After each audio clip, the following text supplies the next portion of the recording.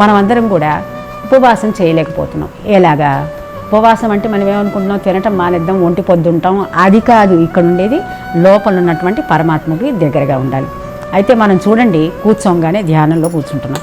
ధ్యానంలో కూర్చోంగానే ఏమైపోతుంది, వాళ్ళనా ఆవు దూడ చచ్చిపోతే దాన్ని క్రేన్ తెచ్చుకోవాలా, లేకపోతే దానికోసం బొంద పెట్టడానికి ఎక్కడ ప్లేస్ చూడాలా, ఎవరిని అడగాల, లేకపోతే ఇవాళ గడ్డి లేదు, ఆవు లేదు, పిల్లలు అన్నం తిన్నారో లేదో, వీళ్ళు ఇవే కదా మనకు ఉండేటటువంటివి. సో నువ్వేం చేస్తున్నావు, ఎక్కడ వసిస్తున్నావు, ఎక్కడ నివసిస్తున్నావు? You are away from yourself. అంటే నీకు దూరంగా వసిస్తున్నావు. ఉపవాసించి నీకు దగ్గరగా నువ్వు వసించటం లేదు కదా.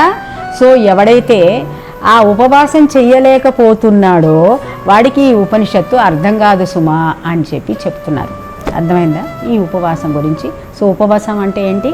ఆ పరమాత్ముడి యొక్క దగ్గరగా మనం ఉండగలిగంటే నీ మనసుని నిశ్చల స్థితిలోకి తీసుకొచ్చి నీలో నీవు రమించగలిగే స్థితి, జ్ఞానము, యోగము గురువు దగ్గర నేర్చుకుని, గురువు శుశ్రూషలు చేసి నేర్చుకున్న వాడికి మాత్రమే ఈ ఉపనిషత్తు అర్థమవుతుంది. సో ఆ క్వాలిఫికేషన్ మనకు ఉండాలి.